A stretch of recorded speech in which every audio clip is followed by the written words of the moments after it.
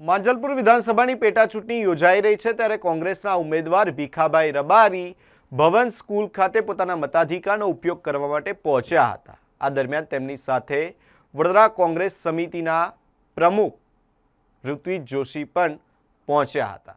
મતદાન બાદ મીડિયા સાથે વાત કરતા ભીખાભાઈ રબારીએ ચૂંટણી પ્રક્રિયા દરમિયાન તંત્રની કામગીરી પર સવાલો ઉઠાવ્યા હતા। તેમણે આક્ષેપ કર્યો કે કેટલાક મતદાન મથકો પર મતદારોને આવશ્યક મુશ્કેલીઓનો સામનો કરવો પડી રહ્યો છે અને તંત્ર વધુ પારદર્શક રીતે કામગીરી કરવું જોઈએ।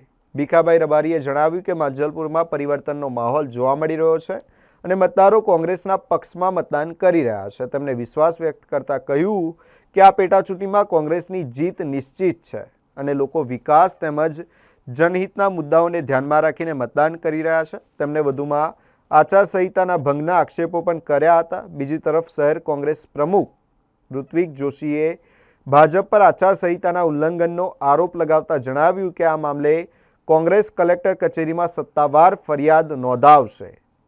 કોંગ્રેસના નેતાઓએ તમામ મતદારોને વધુમાં વધુ સંખ્યામાં મતદાન કરી લોકશાહીના પર્વમાં ભાગ લેવા અપીલ કરી છે। ભાજપનું કામ કરે અને એમની જે દશા છે હું જાણું છું।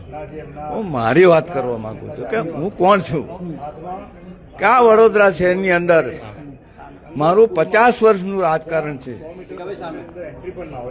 આખી કારકિર્દી મારી આ વડોદરા શહેરની અંદર ગઈ છે અને તેમાં આ મત વિસ્તારની અંદર બે ટર્મનો હું કોર્પોરેટર રહ્યો છું। એ કાળ દરમિયાન મેં બધા કામો કરેલા છે। આ જનતાએ મને ધારાસભ્ય તરીકે ચૂંટ્યો, મિનિસ્ટર બન્યો। આ બધું મેં કર્યું છે કે જ્યારે સરકાર મારી હતી ત્યારે ખાસ કરીને છેવાડાના માનવી સુધી બધી સુવિધાઓ પહોંચે, વીજળી એના ઘર સુધી પહોંચે, એટલા માટે વીજળી મંત્રી તરીકે આખા રાજ્યની અંદર વડોદરા શહેરની અંદર પણ ગરીબના ઝૂંપડામાં લાઇટ મેં પહોંચાડેલી છે। ઉદ્યોગ મંત્રી તરીકે સ્મોલ સ્કેલ ઇન્ડસ્ટ્રી હોય, નાના ઉદ્યોગો હોય, મીડિયમ સ્કેલ ઇન્ડસ્ટ્રી હોય, એ ઇન્ડસ્ટ્રી પણ લાવનાર હું છું। જીઆઈડીસી ઊભી કરનાર હું છું અને રોજગારી આપી છે। માઇગ્રેશન ગામડામાંથી શહેર તરફ ના થાય, ગામડાઓની અંદર જીઆઈડીસી 182 જમાનામાં મેં કરેલી છે, રોજગારી આપેલી છે।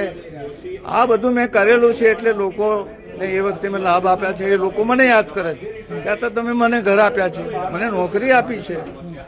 એટલે જનતા જનાર્દનને હું કહું છું કે જે તમે મેં પહેલા પણ બધું જે આપ્યું છે તમે મને અનુભવ્યો છે।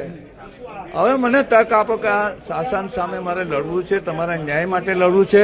બધી રીતે આ સરકાર ખતમ થઈ ગયેલી છે અને ત્રાસ આપે છે દરેક જગ્યાએ। અત્યારે ચૂંટણીના મેદાનમાં છું, સવારે જ ફરિયાદ આવી કે દંતેશ્વર પાછળના જે નગારોની અંદર ભાજપના ખેસ પહેરીને ટોળા નીકળ્યા છે। એટલે તક આપો, હું તમારો અવાજ બનીને હું કામ કરવાનો છું એની ખાતરી આપું છું। શું અપીલ કરશો? વધુ મતદાન થાય એના માટે શું અપીલ કરશો? વધુ ને વધુ મતદાન થાય અમે પ્રયત્ન કરીએ છીએ। જે કરે ને નાગરિકની તો ફરજ છે, દરેકે વોટ તો આપવો જ છે, પણ વોટ વેચાઈ ના જાય એવી પણ હું વિનંતી કરું છું। અમારા ઉમેદવાર ભીખાભાઈ રબારી, પૂર્વ મંત્રી, પૂર્વ ધારાસભ્ય, પૂર્વ કોર્પોરેટર, એમને એમના સમયમાં જે કામો કર્યા એ આજે પણ લાભ લોકોને મળે છે। પણ આ લોકો જે રીતે માંજલપુરમાં સ્થાનિકોમાં પણ રોષ છે કે ભાઈ આ બહારના ઉમેદવાર રહી ગયા, એમના કાર્યકર્તાઓમાં રોષ। મતદારોને અપીલ કરું છું કે જાગૃત થાવ, આ લોકોને જે સત્તાનો નશો ચડ્યો છે એમનો નશો ઉતારવા માટે પરિવર્તન લાવો।